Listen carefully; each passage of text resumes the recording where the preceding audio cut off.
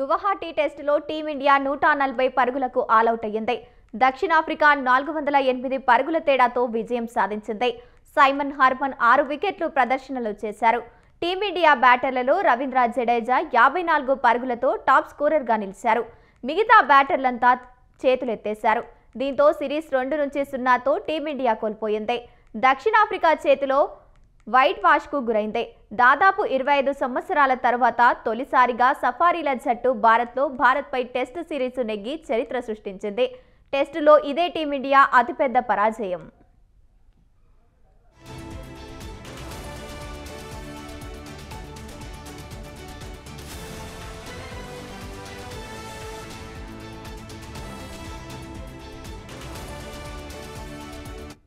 ఇరవై 27 పరుగుల over night స్కోరులో 5వ రోజు ఆటను ప్రారంభించిన టీమిండియా చకచకా వికెట్లను కోల్పోయి పీకల్లోతు కష్టాల్లో కూరుకుపోయింది.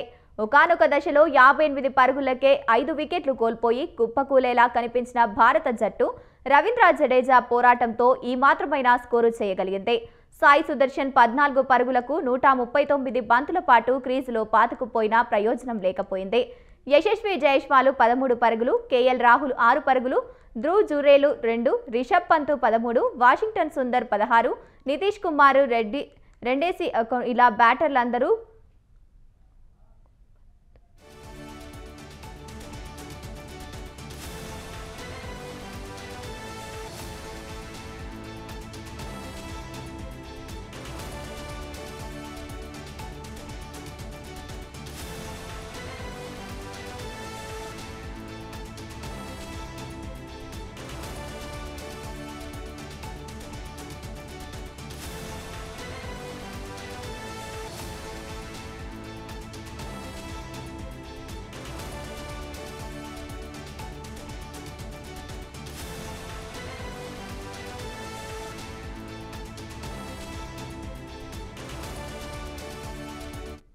నితీష్ కుమార్ రెడ్డి డకౌట్తో ఇలా బ్యాటర్లందరూ గుంపగుత్తిలో విఫలమయ్యారు.